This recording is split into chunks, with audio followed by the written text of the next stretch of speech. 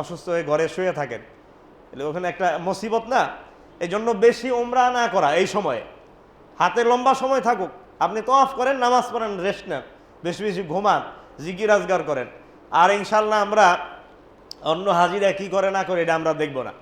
আমরা প্রত্যেক দিন ইনশাআল্লাহ সকালবেলায়, সেটা 9টা থেকে 10টা হইতে পারে, 9:30 থেকে 10:30 হইতে পারে, প্রত্যেক দিন আমরা একটা তালিম করব সূরা কেরাতের মাসালা মাসাইল, যেন হজের যে আমলগুলো প্রত্যেক দিন আলোচনা হয়, আলোচনা করতে করতে এটা আমাদের একবারে মুখস্থ হয়ে যাবে। তখন ইনশাআল্লাহ এই 40 দিনের 1.5 মাসের একটা সফরে যেন আমরা নিজের ভিতরে একটা যোগ্যতা তৈরি হয় দিনের উপর চলার, আল্লাহর সাথে একটা সম্পর্ক আমাদের তৈরি হয়, দোয়া কান্নাকাটির অভ্যস্ততায় আমরা হয়ে যেতে পারি ইনশাআল্লাহ। এইভাবে আমরা পারবো তো ইনশাআল্লাহ?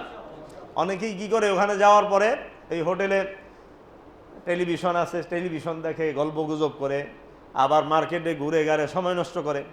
হ্যাঁ, আপনার মন চাইলে আপনি কিছু ঘোরাফেরা করেন, কিছু খান, অসুবিধা নাই, কিন্তু একটা সময় আমরা এইভাবে আমলের মাধ্যমে যে সারাদিনের আজকের রুটিনটা কি, এটা সকালে বৈশা মশওয়ারা করে এই করব।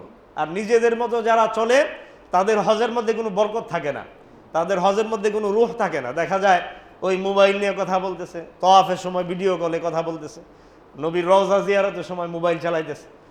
তো এই ধরনের জিনিস তো চেন অফ কমান্ড না মানলে, একজন আমির যদি না মানেন, প্রত্যেক দিন যদি আলোচনা মুজাকারা না হয়, এটা দিলের ভিতরে আপনার ভয়ও তৈরি হবে না, আজমত মহব্বতও তৈরি হবে না। যাই হোক, হজের সময় ইনশাআল্লাহ 7ই জিলহজ থেকে হজের মূল কার্যক্রম ইনশাআল্লাহ শুরু হয়ে যাবে। এমনিতে তো 8ই জিলহজ সাধারণত মিনার ময়দানে কার্যক্রম, এখন আপনার